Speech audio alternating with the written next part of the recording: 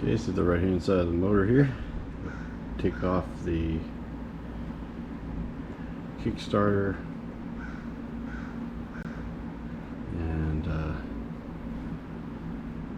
get rid of all these screws all the way around here to take that cover off. And then the next part is to get off all the connectors and gears that I need to swap out for the e-start system.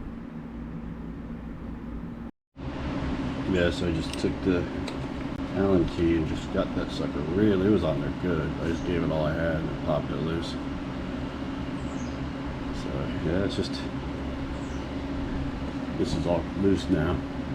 This is pretty cool. They have like a little holder right there so you can grab it easily. You can see that, it's pretty neat. There, pop that part off.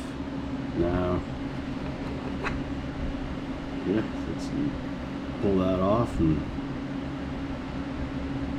see what I got. So, I should probably just work it off here. May make a little bit of a mess there though.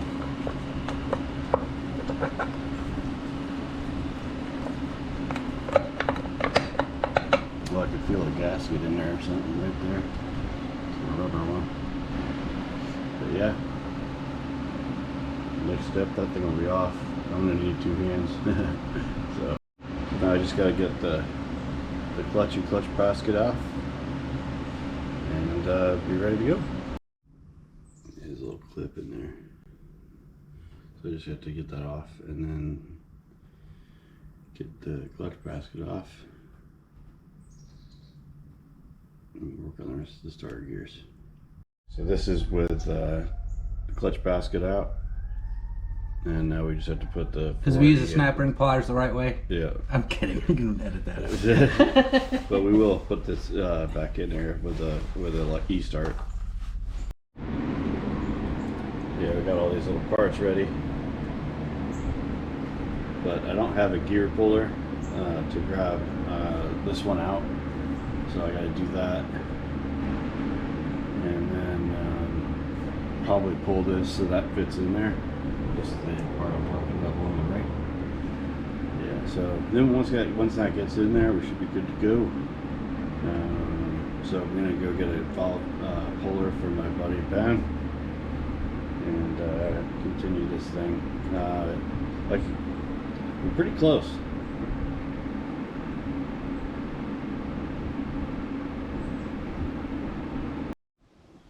So we're at the step now where try to get the top dead center and lock it in, and then I got the right size.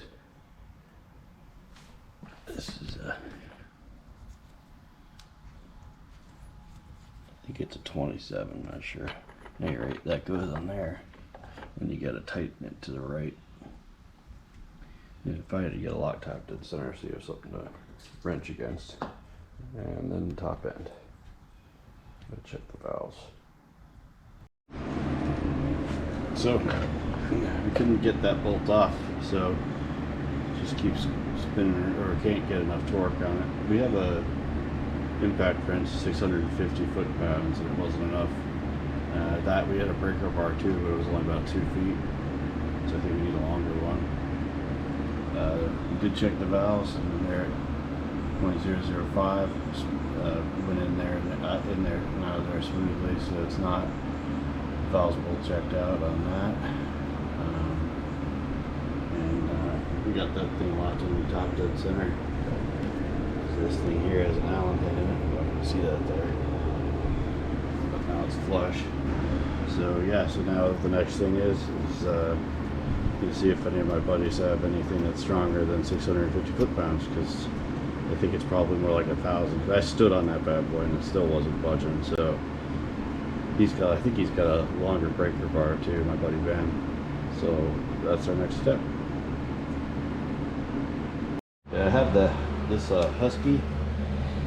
It's a 1/2 inch impact wrench, 650 pound-feet, but dude, I could not get that bolt off of there. This one here goes there. So it's just aluminum. I think they do that for weight, but it just did not want to come off. So this is where we're at. These you don't need a gear puller for. You just pull it off like that, and then yeah. So then you just slide in the rest of it over from over here.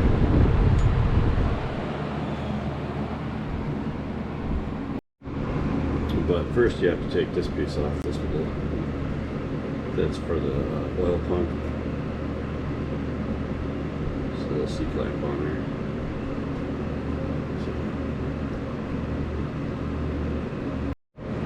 So the next thing is to get this little puller out. There's a little pin in there, see that? Oh, we don't want to lose that. Where that goes. Not sure. To look that one up.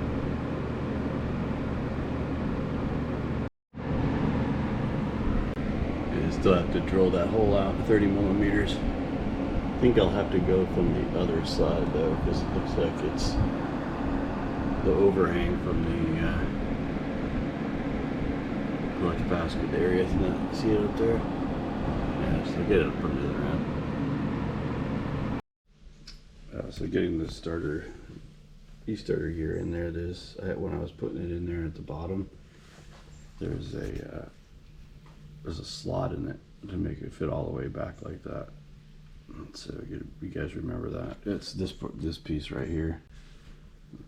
There's a slot like right about here. You got to turn it too. But yeah.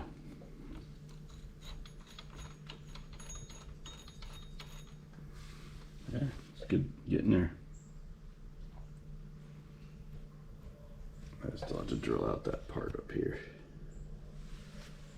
It looks like I think I'm at that part where I can start putting stuff back together. Looking pretty good. Okay, so here's the other side of the where the starter motor goes. And that hole right there I gotta drill out, and there's a bolt up there at the top that I have to get out. But I've taken it out before and there's nothing to remove, so you gotta drill through it. That's to put that starter gear on right there. So that's just use this little punch right here. It's this little Husky punch. Makes it pretty handy to get a dimple in there, so you can start the drill. And I just put some towel on the other side, so yeah, it catches the shavings. And then I've got a bore it out 30 millimeter. So a hole saw cutter. This little kit comes with two of these different types of, but that should go right in there. 30 millimeter. That sucker bent it. Still spins for some reason, but now it's not straight at all. So I have to come up with another one. Probably have to buy another one. Hopefully these guys will let me return it, but yeah, this is as far as I got.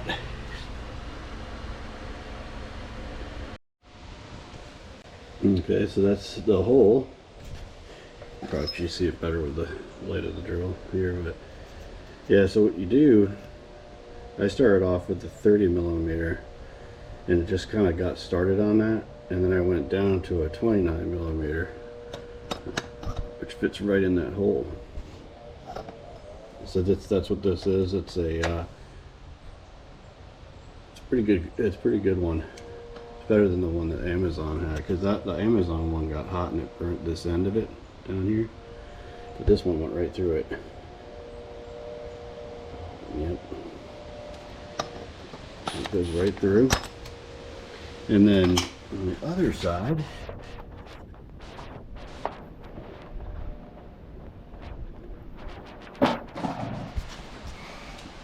there's a nice hole right there. And right there is where the electric start goes. And this is the part that it cuts out. So that was the end I was drilling in. But then that's it looks like it's like almost like supposed to be drilled out like that. Obviously. So thanks, KTM. That wasn't too bad. You only have to get in through like that little bit. But yeah. Next, put all this side together, bolt on everything, and get the electrical stuff gone for the e-start. So there's it through. Yep. And then if you go over to here, we had to kind of wiggle it, and we had to cut this little rubber piece right there to make it fit. But yeah, it's in there. So there it is. A little bit of cleanup from the metal shards here and there, but other than that, it's installed. Yeah, cutting that little piece right there is vitally important because it will not go in there without it. And I was thinking I would probably just remove it, but it's not hurting anything. So, but yeah, it's definitely a factory part. Let's go look at the other side real quick because this is pretty neat. Yeah, so there's your factory gear. The hole's cut. It turns on there. And it's ready for that stuff. Another little tip is if you're putting these screws into if you go across from each other like this and you just tighten them one down at another, kind of like this. And once you get started, you can go on the rest of them, but you want to go across them. It just keeps it better. And definitely remove, if you've got it vertically like this, take off the springs first and then put them in. That's about it. Not everything else is pretty straightforward there. And that's it. It's ready for the cover and the electrical work, which I think I'm gonna have to put a relay in there, which I have, and just a starter button, which I've got for the handlebars, and run that back down this frame here. On the other side, I think this is where the electric start is. Yeah, kind of goes down and in there. Kind of a long cable. I think I may try to reroute that a little bit further, kind of up here. But yeah, pretty good. Give a good look at that one more time. You gotta put all your parts back together, but it's it. Brake, kickstarter, clutch cover. I have a brand new gasket too that I'm gonna clean up the rest of this thing. Yeah, that's it. I have the e-starter already installed. You can see right there. The problem is, mine's this little sucker. You can see that little lip right there comes out. The whole thing comes out quite a bit. So I think you could still use the original that. I think you can buy them all the way through 07 starter gear. But then I don't know if you can tell, but see all these? They have all these holes in them, and this part is a little more flush on it.